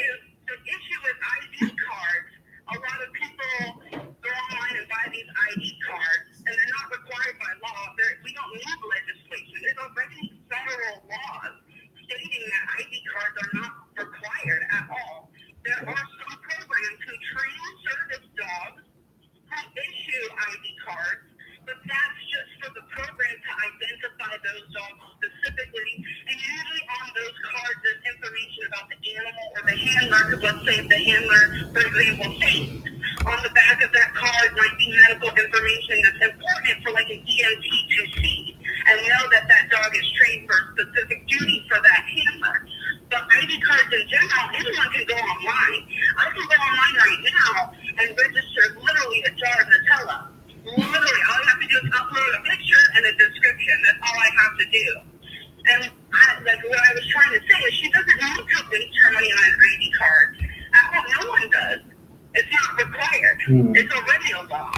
You know, what we need legislation for is, I think the whole question thing needs to be tweaked a little bit, because a lot of people do immediately jump to what's your disability. That's not your business. Yeah, because I was told that I asked Shay, I asked her, like, why do you need a service dog? And she immediately told me that that's like, she's like, no, I'm not gonna tell you why I need that. That's like asking a person what's their mental illness, or you ask nobody that. Or if you see a prescription bottle and you say, hey bro, what's these pills for? Like, no one's gonna really, it's none of your business what these pills are for.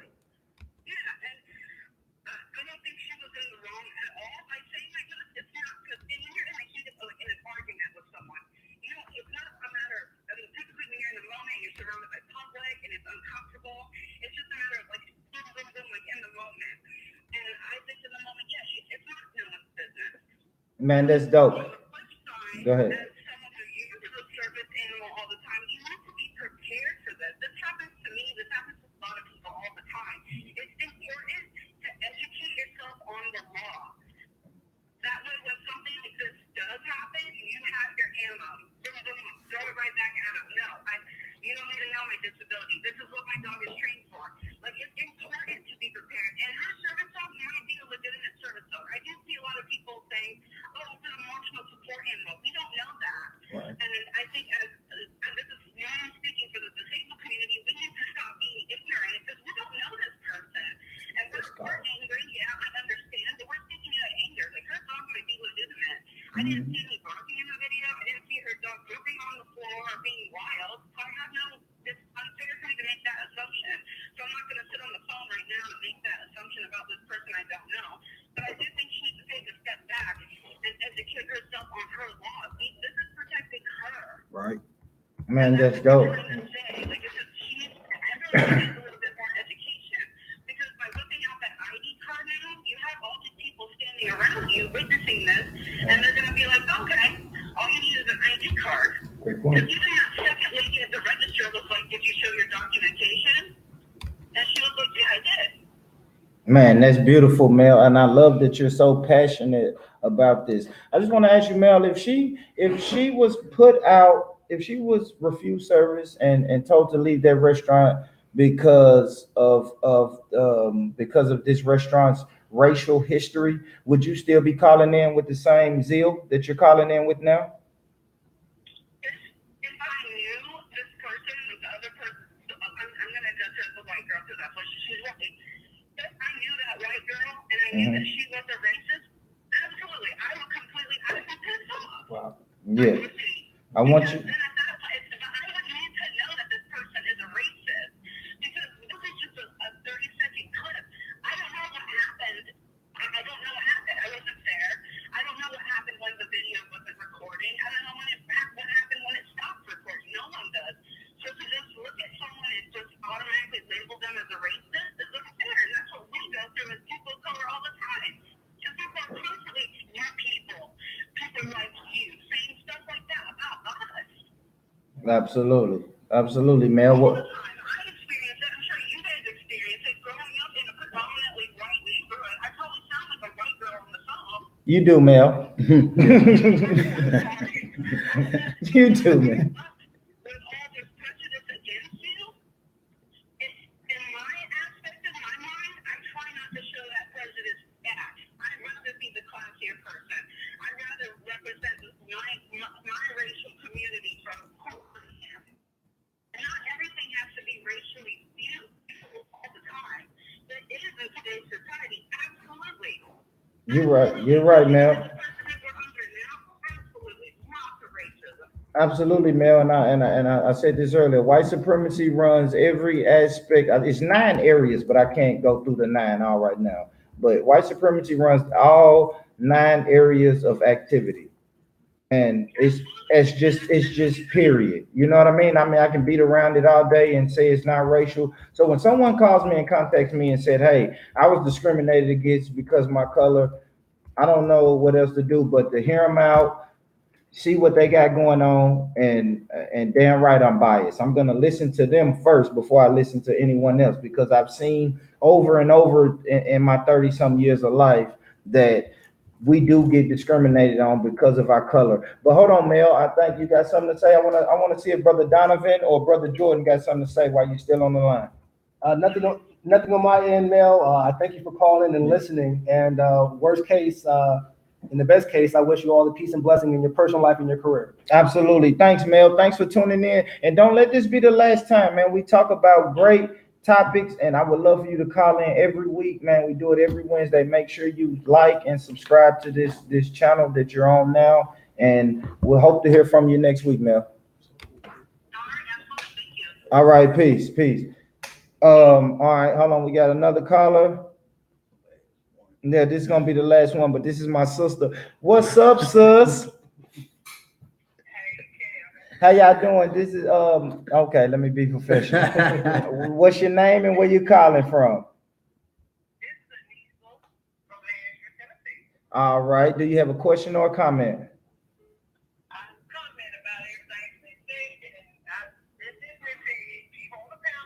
Uh-huh. Okay, go deeper. I say go deeper.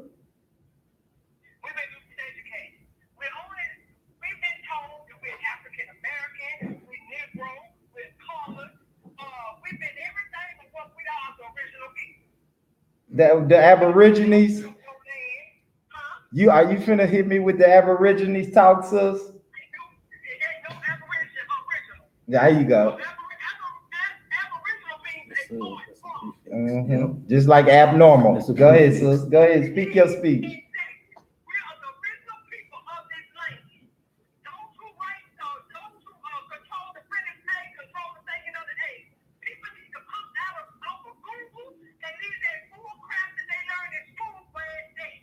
Throw that shit in trash.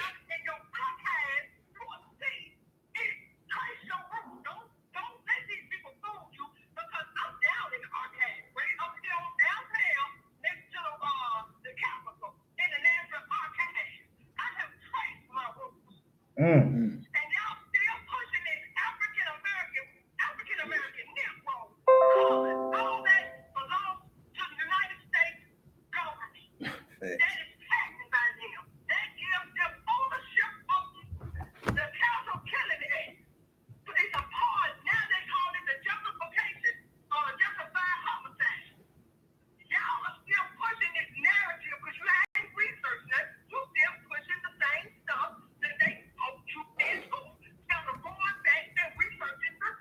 Absolutely, sis.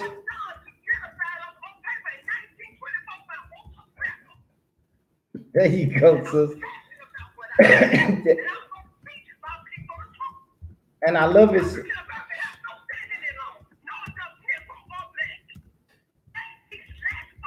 There you go. There you go, sis. Sis, I do want to say this though, because I read this comment, and I'm gonna speak on it, but I know you can go deeper. So Crystal Rodriguez said the original people of this land were Native American. Let me tell you something, Crystal. The quote unquote Native American, they were darker than me, baby. They were for real, Crystal. And Sister Anita and sisters, you can speak on that a little bit more.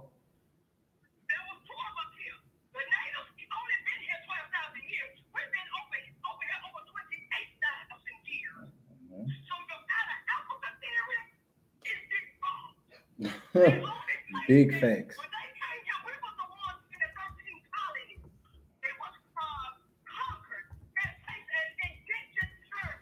Man, there you have it, man.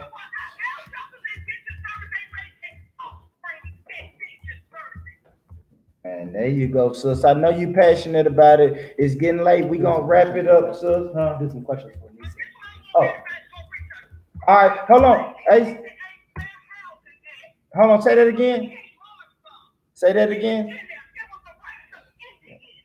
Yeah. Yeah. They want you to want, right?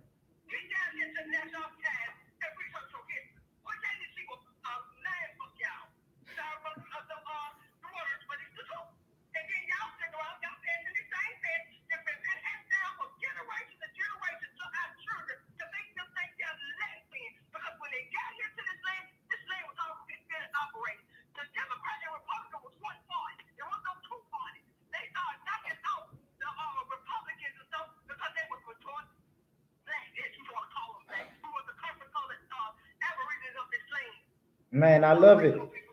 I love it, sis. Brother Donovan got a few questions for you before you hang up.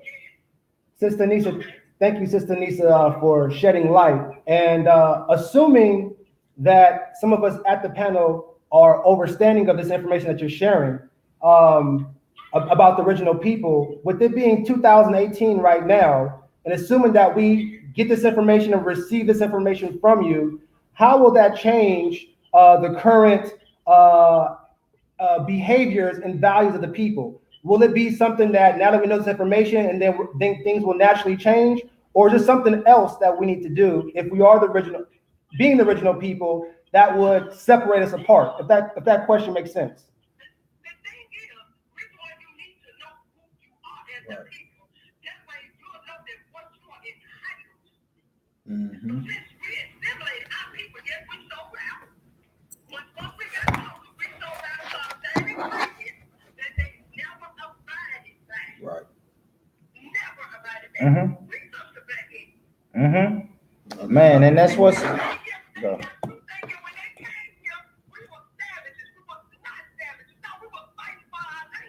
Exactly. Ma- That's why we feel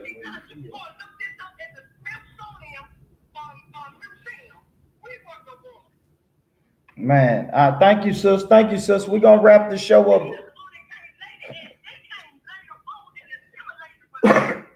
Man, thank you, sis Anissa.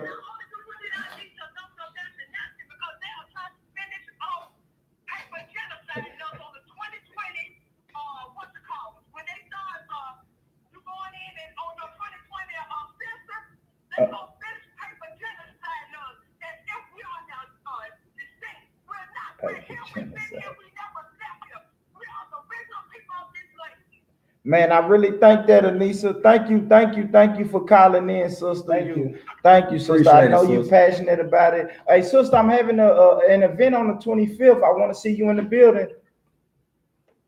I do, and stay. Don't log out of Facebook. Keep watching the show. We finna wrap it up. I'm gonna tell you about the event. All right, thanks, sis.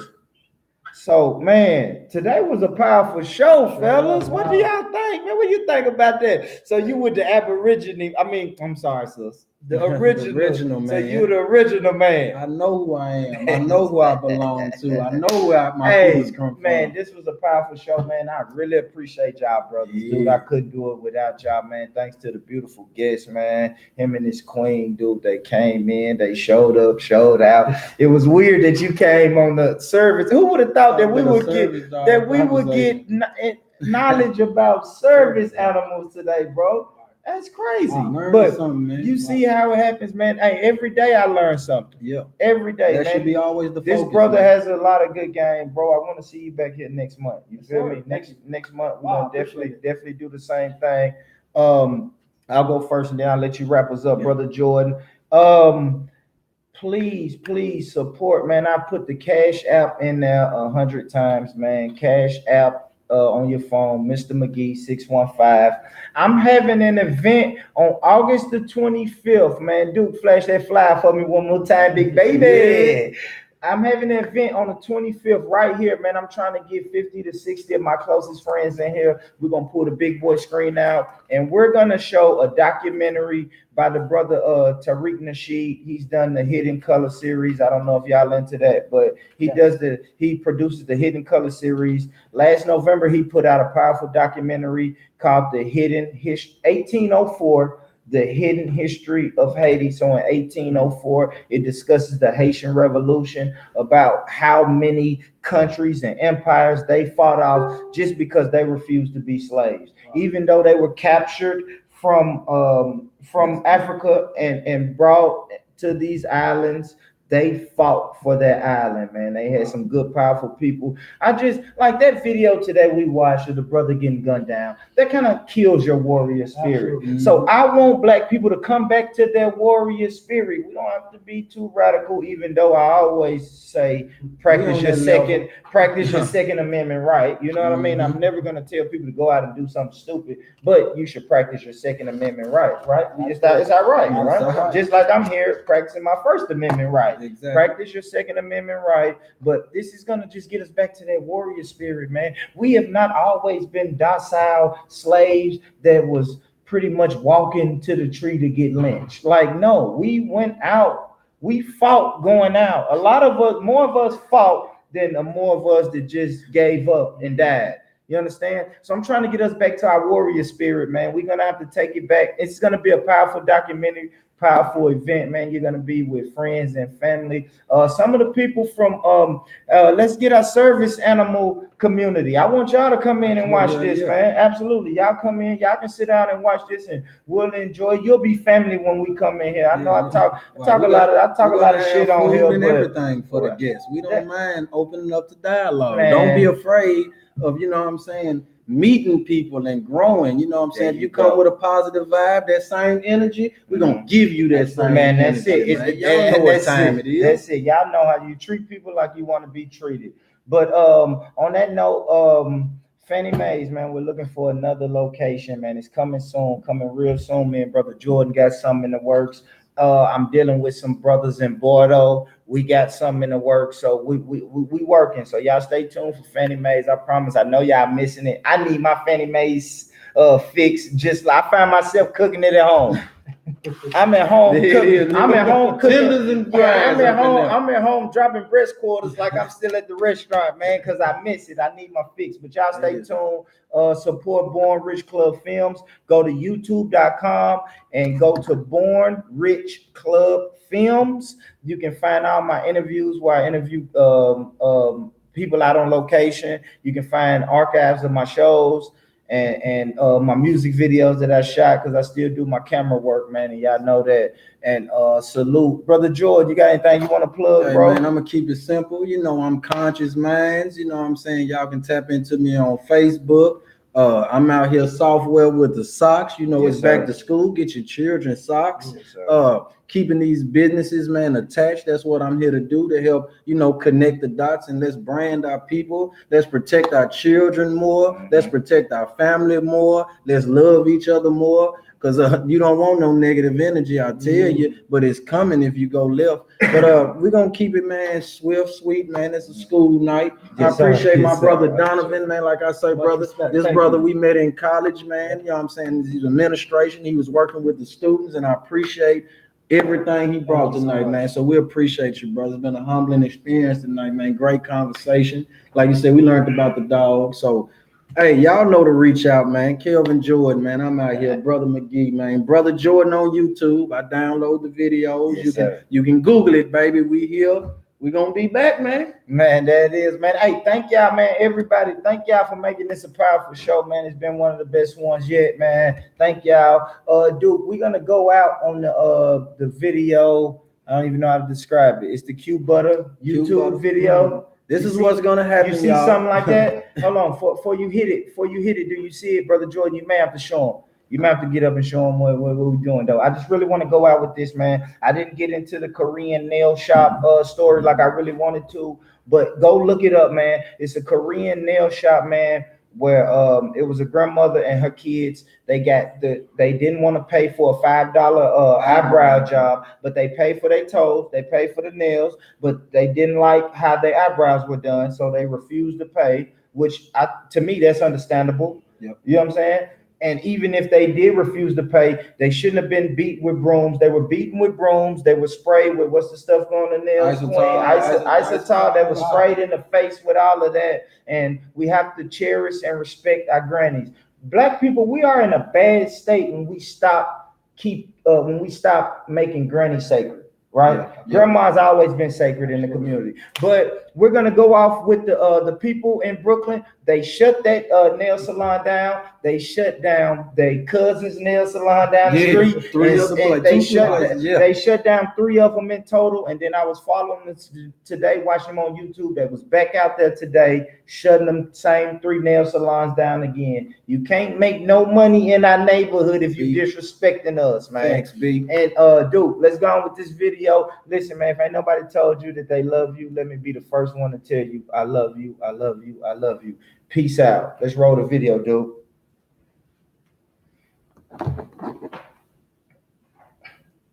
Is it going to do? Yeah. We'll go about 2 minutes of that. You know what I'm saying? 2 minutes of that video. We can get up, y'all. We done. Wow. We'll go about two. Shoot. I know it was long. I'm so sorry, y'all. I know it was long, but I really do. She right the trolls with her. I mean, I ain't even gonna say the trolls. I feel bad calling them trolls now, man.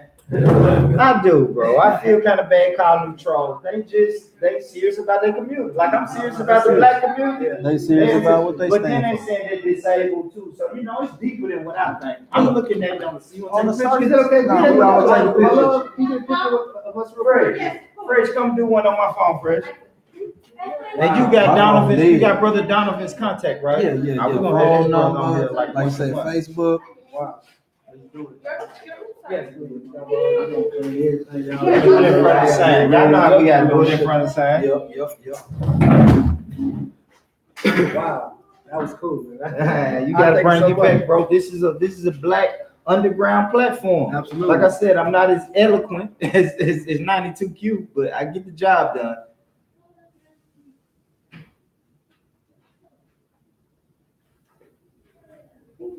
Cool. Brothers, thank you so much. No, thank you, Man, bro. much respect. I'm See here. what the I got it, conversation, man. bro. And listen, man, when you get in those meetings and at those tables, bro, we just want to see. And I'll follow your lead, like you said. I'll follow your lead, bro. If you're gonna walk me into the meetings, if you say, "Hey, brother Calvin, chill today. Let me do all the talking," I can respect Wow, that's a that. powerful thing we're going to do. You might take a little quick 30, 45-second interview with you. Just Absolutely. Absolutely. Let me use the restroom. Hey, I've been holding this. Hey, boy, thank you so much. I appreciate it. I didn't go to college. I worked. Dad worked at the college. In the national college. You were a baby. Mom did say that she, I mean, your mom said that you went to a small college. Oh, honey, that's what you're saying. That's what Mr. Young McGee, this is my wife, Malika, right here.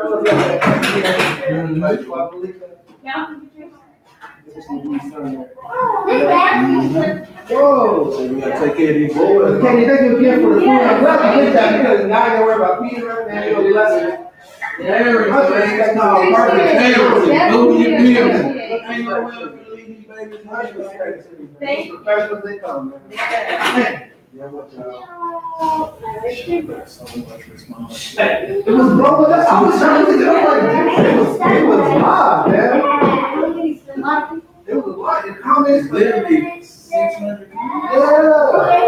It was like that. We ain't gonna let 200 comments, but 650 comments. Them people was no. Man, this nigga that harsh. Hey, We just almost had to take the comment. Yep. We was shifting. My phone went dead 30 minutes ago.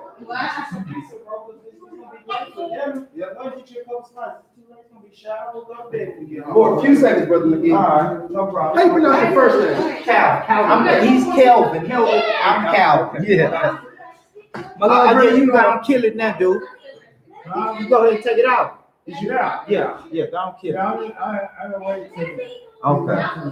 I'm like, bro, All you got is delay. I ain't even gonna lie, y'all. That might be the biggest. That was, hey, man. That might be the biggest show ever. I'm honored to be a part of that one. A whole another community Yeah. with her, bro. Yeah. When I started seeing the people I didn't know, I was like, what is this? Like, bro, that was big right there, Kelvin. And I just want to introduce the McGee show. Okay. Yeah. You see, I want the logo, so if you don't You mind, get it from England? I'm getting at this angle. Wait, come up a little bit this way, please. Come up. Now what And then you just turn okay. like that.